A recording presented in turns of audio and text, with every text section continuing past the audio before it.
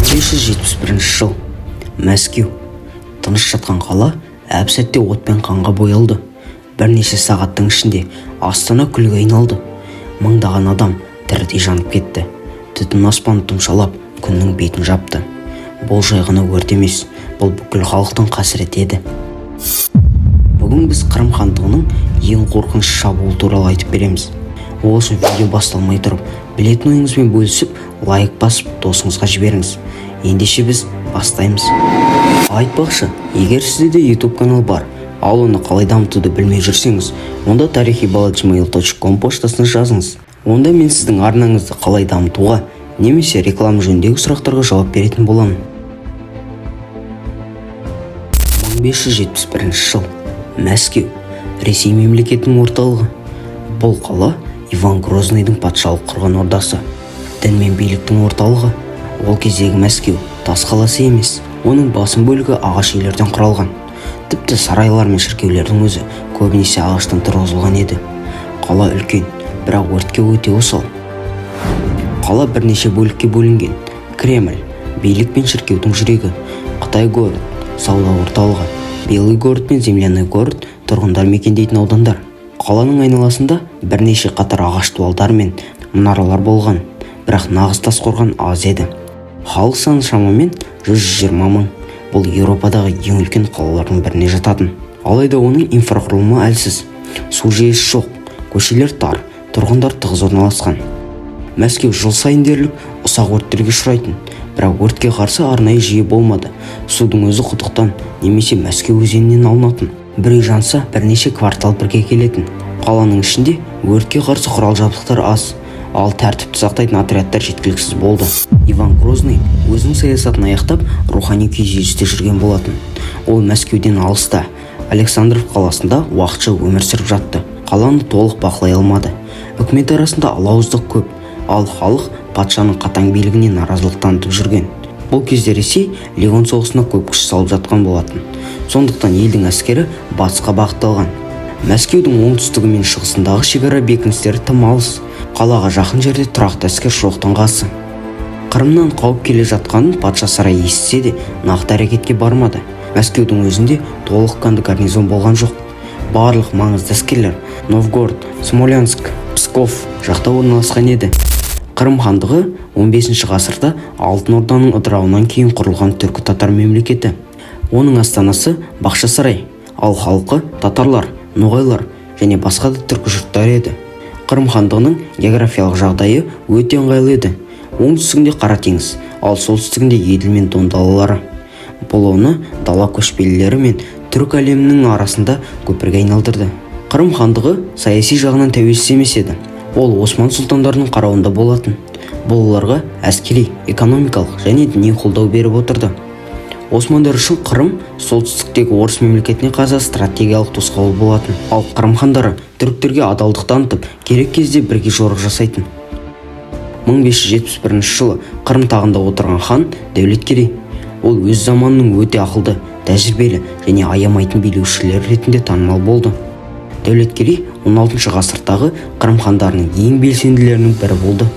Ол бірнеше рет Ресейге қарсы жорық ұйымдастырып, шекара бекінісін талқандаған. Ол өз хандығын күшейту үшін Ресейге үлкен соққы жасау керек деп шешті. Ол үшін ең дұрыс жол Мәскеудің өзін басып алу, немесе оны өртке орау еді. Дәулеткерей үшін бұл жорық әскери мақсат қана емес, саяси символ еді. Мәскеуді бағындырса, ол Қырымның даңқын арттырып, Осман сұлтанның алдында абыройын өсіретін еді. Сонымен қатар, Ресей әскері батыста, Ливонияда соғысып жатқанын білген ол, дәл осы сәт шабуыл жасауға ең қолайлы уақыт деп білді. Қырым хандығының әскері негізінен жеңіл атты әскерден тұрды. Олар жылдам қозғалады, тосына шабуылдайды, от қою, тұтқын алу, ауылдарды тонау сияқты техникаларға үйренген. Бұл жорыққа хан 120 мың жауынгермен шықты. Әскер қатарына тек Қырым татарлары емес, ноғайлар, түріктер және басқа да көшпелі тайпалар да болды. Мәскеу патшалығы Қырым хандығын әлсіз, кіші ел деп санады, бірақ бұл үлкен қателік еді. Олар Қырым әскерінің шапшаңдығы мен қиратушы күшін бағаламады. Дәл осы менмендік 1571 жылға апатқа келді. 1571 жылдың мамыры.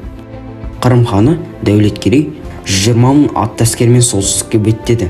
Жолда ол Ресейдің шекаралық қалаларын қиратып, халықты тұтқынға алып отырды. Тула, Кашира, Серпухов сияқты қалалар шайқассыз алынды. Қырым әскері еш кедергісіз Мәскеуге жақындады. Себебі Ресей армиясы бұл кезде батыста Ливон соғысында еді. Мәскеу жақта тұрақты әскери күш қалмаған, бірнеше мың жауынгер ғана бар. Қаланың айналасын қорғайтын бекіністер мен дуалдар тым әлсіз. Қала түгел ағаштан салынған. Патша Иван Грозныйдың өзі Мәскеуде жоқ. Жергілікті билік нақты шешім қабылдай алмады. Кейбірі тіпті қаладан қашып кетті. Халық үрейде, көшелер бос емес, адамдар азық-түлік пен малдарын жинап, шіркеулерге жасырынып жатты. Хан Мәскеуді толық басып алуды емес, оны күлге айналдыруды мақсат етті. Ол орыстардың жүрегіне үрей әкелді. Қаланы өртпен жеңу бұл жауын жеңуден де қатерлі әрі әсерлі әдіс болатын. 24 мамыр күні Қырым әскері Мәскеу маңына жетіп, қаланы төрт жағынан қоршады. 1571 жылдың 25 мамыры. Таңғы уақытта қаланың шетіне от қойылды. Күшті жел жалынды бірден қаланың ішіне таратты. Ағаш үйлер бірінен соң бірі отқа оранып жатты. Көшелермен от ағып жатқандай болды. Адамдар қашып үлгермей үйлерінің ішінде тірідей жанып кетті. Аспанды қара түтін жапты. Түтін 200 шақырым жерден көрінген. Халық шіркеулер мен Кремльге тығылды. Бірақ Кремльдің өзі өрттен қорғана алмады. От қабырғалардың саңлауынан кіріп, ішіндегі адамдар тұншықтырды. Қаланың кейбір бөлігінде адамдар оттан емес, оттеген жетіспеушілігінен қаза болды. Ресми деректер бойынша 80 мыңнан астам адам сол күні қаза болды. Бірақ кейбір есептерде бұл сан одан да көп. Бұл сол замандағы Еуропадағы ең ірі өрт апаты саналды. Тірі қалғандардың көбін Қырым әскері тұтқынға алып, құлдыққа айдап кетті. Мыңдаған әйелдер мен балаларды Бақшасарайға жеткізді. Кремльдің өзінен басқа ештеңе аман қалмады. Барлық аудандар Қытай город, Белый город, Земляный город түгел жанып кетті. Шіркеулер мен тарихи мұнаралар күлге айналды. Мәскеу енді тіршілікке жарамсыз өртенген қаңырап қалған елес қалаға айналды. Халық бұл апаттың Құдайдың жазасы деп қабылдады. Кейбіреулер күнәһарлықтан болды десе, енді бірі сатқындық пен әлсіз басшылықты кінәлады. Мәскеу тұрғындары психологиялық күйзелісте болды. Мыңдаған адам үйлерін жоғалтты. Жетім қалған балалар, жылаған аналар, өлген туыстарын іздегендер бәрі шексіз қайғы мен үмітсіздікте еді. Иван Грозный бұл оқиғаны өзінің жеке трагедиясы деп қабылдады. Ол бұрынғыдан бетер күйзеліске ұшырады. Ол сатқындарды іздеуге бұйрық берді. Хандармен достықта болған шенеуніктердің көбі жазаланды. Грозный Қырым ханы Дәулеткерейге ашық түрде кек алуға ант етті. Ол Мәскеу үшін өш алу керек еді.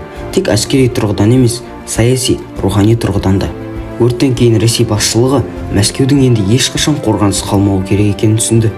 Осы оқиғадан соң Астананы таспен қоршау, ағаш үйлерге тыйым салу, жаңа бекіністер салу басталды. Кремльдің айналасына тас қабырғалар мен мұнаралар тұрғызу жобасы жылдамдатылды. Қала орталығы жаңаша жоспарланып, қауіпсіздік басымдыққа шықты. 1571 жылғы өрттен кейін Ресейдің тыныштығы қалмады. Мәскеу күлге айналды. Бұл тек ұлттың емес, патшаның, халықтың, бүкіл орыс жерінің намысы болды. Қырым ханы Дәулеткерей өзін жеңімпаз сезінді. Ол тағы шабуыл жасауға бел буды.